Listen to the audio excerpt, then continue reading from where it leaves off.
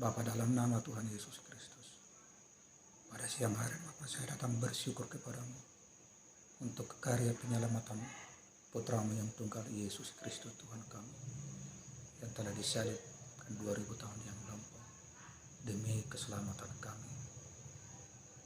Urapilah hamba ya Bapa, oleh Roh-Mu yang kudus, layakkanlah hambamu untuk merenungkan firman-Mu ini.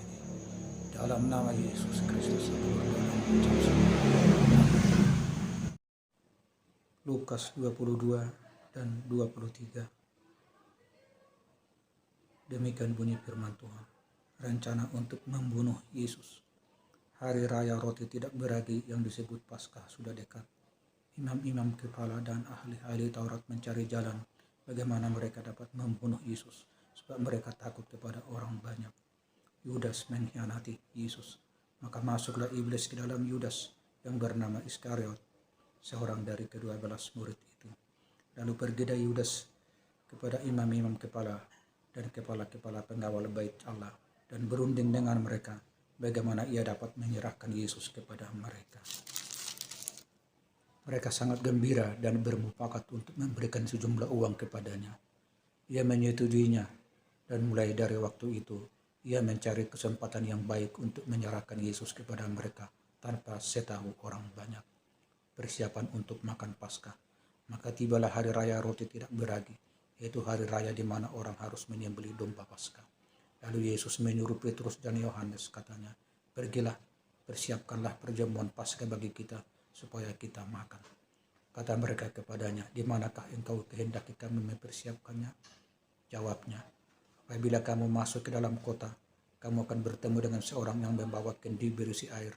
Ikutilah dia ke dalam rumah yang dimasukinya, dan katakanlah kepada tuan rumah itu, 'Guru bertanya kepadamu, di manakah rumah tempat aku bersama-sama dengan murid-muridku akan makan Paskah?' Lalu orang itu akan menunjukkan kepadamu sebuah ruangan atas yang besar, yang sudah lengkap. Disitulah kamu harus mempersiapkannya." Maka berangkatlah mereka, dan mereka mendapati semua seperti yang dikatakan Yesus kepada mereka. Lalu mereka mempersiapkan Paskah. Penetapan perjamuan malam. Ketika tiba saatnya, Yesus duduk makan bersama-sama dengan rasul-rasulnya. Katanya kepada mereka, "Aku sangat rindu makan Paskah ini bersama-sama dengan kamu sebelum aku menderita. Sebab aku berkata kepadamu, aku tidak akan memakannya lagi sampai ia beroleh kegenapannya dalam kerajaan Allah." Kemudian ia mengambil sebuah cawan, mengucap syukur, lalu berkata, "Ambillah ini dan bagikanlah di antara kamu. Sebab aku berkata kepadamu, mulai dari sekarang ini, aku tidak akan minum lagi hasil pokok anggur sampai kerajaan Allah telah datang." Lalu ia mengambil roti, mengucap syukur, memecah-mecahkannya, dan memberikannya kepada mereka. Katanya, "Inilah tubuhku yang diserahkan bagi kamu. Perbuatlah ini menjadi peringatan akan aku." Demikian juga dibuatnya dengan cawan sesudah makan. Ia berkata, "Cawan ini adalah perjanjian baru oleh darahku yang ditumpahkan bagi kamu. Tetapi lihat, tangan orang yang menyerahkan aku ada bersama dengan aku di meja ini. Sebab anak manusia memang akan pergi seperti yang telah ditetapkan. Akan tetapi celakalah orang yang olehnya ia diserahkan." Lalu mulailah mereka mempersoalkan siapa di antara mereka yang akan berbuat demikian. Percakapan waktu perjamuan malam. Terjadilah juga pertengkaran di antara murid-murid Yesus. Siapakah yang dapat dianggap terbesar di antara mereka? Yesus berkata kepada mereka, "Raja-raja bangsa-bangsa memerintah rakyat mereka, dan orang-orang yang menjalankan kuasa atas mereka disebut pelindung-pelindung. Tetapi kamu tidaklah demikian, melainkan yang terbesar di antara kamu hendaklah menjadi sebagai yang paling muda, dan pemimpin sebagai pelayan. Sebab siapakah yang lebih besar, yang duduk makan atau yang melayani? Bukankah dia yang duduk makan? Tetapi aku di tengah-tengah kamu sebagai pelayan. Kamulah yang tetap tinggal bersama-sama dengan aku dalam segala pencobaan yang aku alami. Dan aku menentukan hak-hak kerajaan bagi kamu, sama seperti Bapakku menentukannya bagiku, bahwa kamu akan makan dan minum semeja dengan aku di dalam kerajaanku, dan kamu akan duduk di atas tahta untuk menghakimi ke-12 suku Israel. Simon, Simon, lihat, iblis telah menuntut untuk menampi kamu seperti gandum. Tetapi aku telah berdoa untuk engkau, supaya imanmu jangan gugur. Dan engkau, jikalau engkau sudah insaf, kuatkanlah saudara-saudaramu. Jawab Petrus, aku bersedia masuk penjara dan mati bersama-sama dengan engkau. Tetapi Yesus berkata, aku berkata kepadamu, Petrus, hari ini ayam tidak akan berkokok sebelum engkau 3 kali menyangkal bahwa engkau mengenal aku. Lalu ia berkata kepada mereka, ketika aku mengutus kamu dengan tiada membawa pundi-pundi, bekal dan kasut, adakah kamu kekurangan apa-apa? Jawab mereka, suatu pun tidak. Katanya kepada mereka, tetapi sekarang ini, siapa yang mempunyai pundi-pundi, hendaklah ia membawanya. Demikian juga yang mempunyai bekal, dan siapa yang tidak mempunyainya, hendaklah ia menjual jubahnya dan membeli pedang. Sebab aku berkata kepadamu, bahwa kitab suci ini harus digenapi padaku. Ia akan terhitung di antara pemberontak-pemberontak. Sebab apa yang tertulis tentang aku sedang digenapi. Kata mereka, Tuhan, ini 2 pedang. Jawabnya, sudah cukup. Di taman Getsemane, lalu pergilah Yesus keluar kota, dan sebagaimana biasa ia menuju Bukit Zaitun. Murid-muridnya juga mengikuti dia. Setelah tiba di tempat itu, ia berkata kepada mereka, berdoalah supaya kamu jangan jatuh ke dalam pencobaan. Kemudian ia menjauhkan diri dari mereka kira-kira sekelempar batu jaraknya.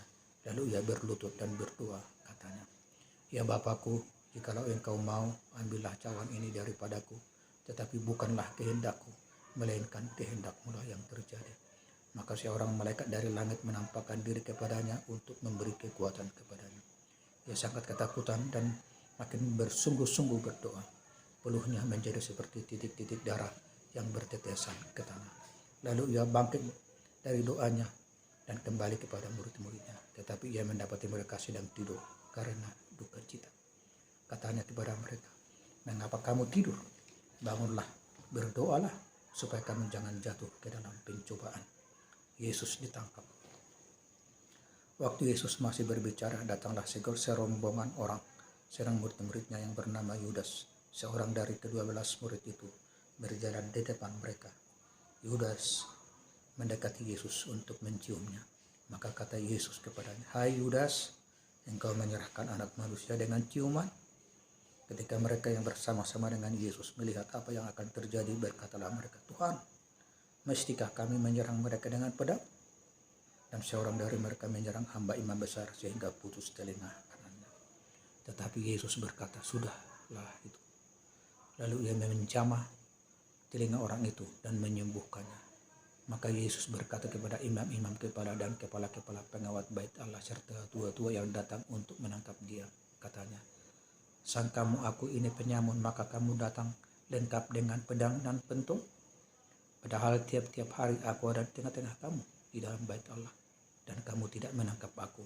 Tetapi inilah saat kamu, dan inilah kuasa kegelapan itu. Petrus menyangkal Yesus. Lalu Yesus ditangkap, dibawa dari tempat itu. Ia digiring ke rumah imam besar, dan Petrus mengikuti dari jauh. Di tengah-tengah halaman rumah itu orang memasang api, dan mereka duduk mengelilinginya. Petrus juga duduk di tengah-tengah mereka. Seorang hamba perempuan melihat dia duduk dekat api. Ia mengamati-amatinya lalu berkata, juga orang ini bersama-sama dengan dia. Tetapi Petrus menyangkal, katanya, bukan, aku tidak kenal dia. Tidak berapa lama kemudian seorang lain melihat dia lalu berkata, engkau juga seorang dari mereka. Tetapi Petrus berkata, bukan, aku tidak. Dan kira-kira sejam kemudian seorang lain berkata dengan tegas, sungguh orang ini juga bersama-sama dengan dia, sebab ia juga orang Galilea. Tetapi Petrus berkata, bukan, aku tidak tahu apa yang engkau katakan. Seketika itu juga, sementara ia berkata, berkokoklah ayam. Lalu berpalinglah Tuhan memandang Petrus.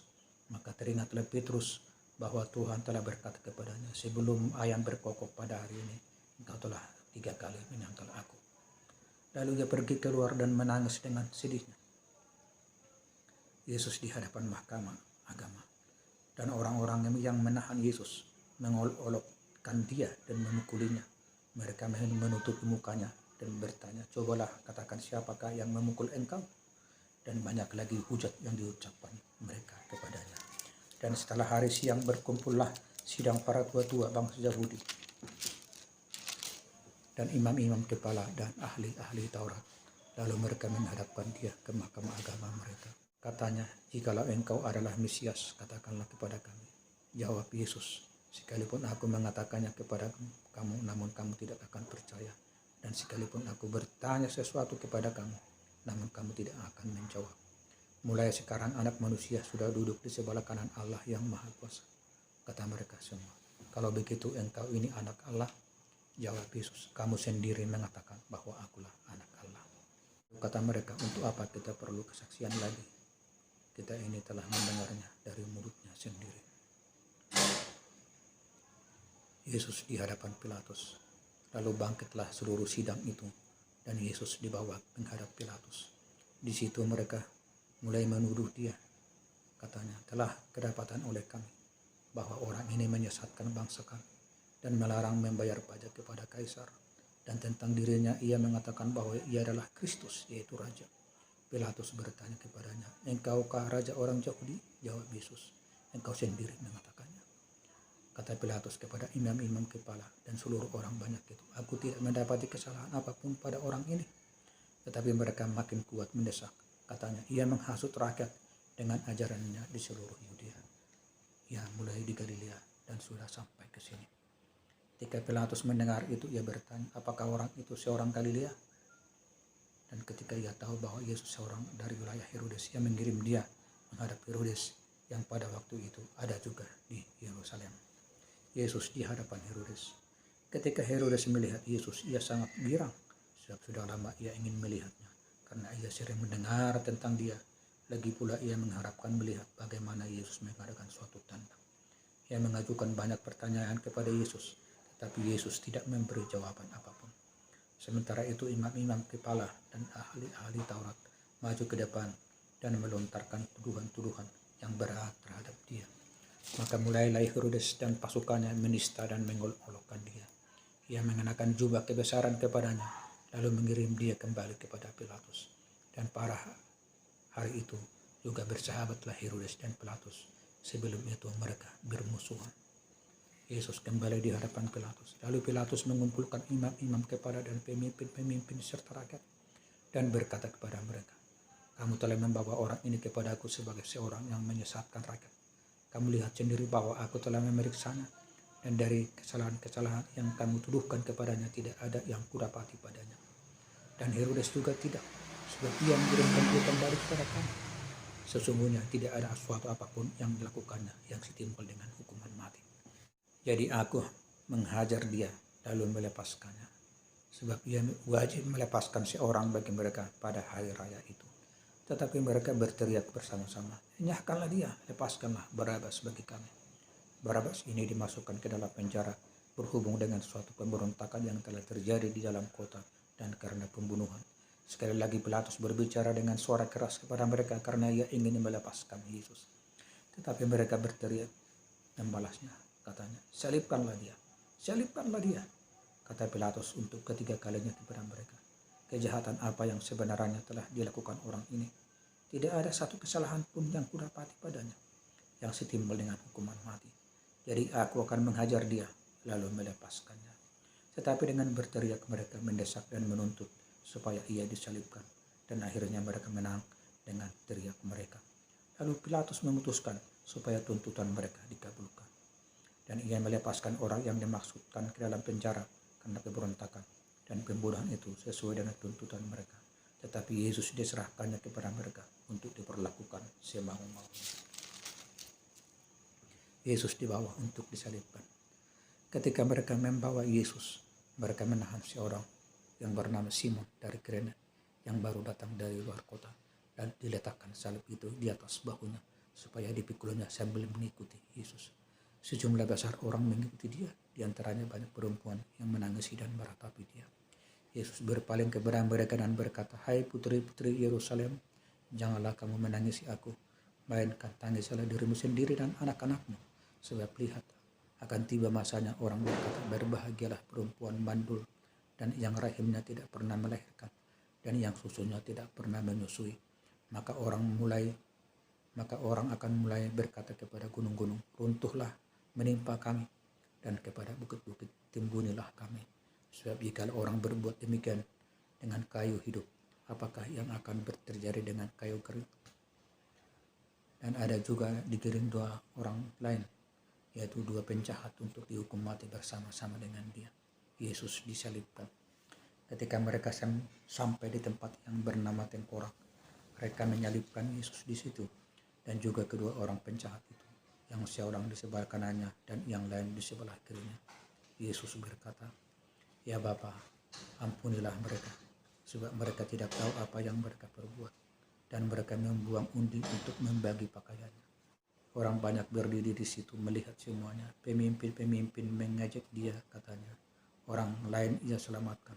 Biarlah sekarang ia menyelamatkan dirinya sendiri, jika ia adalah Mesias, orang yang dipilih Allah." Juga prajurit-prajurit mengolok-olokkan dia.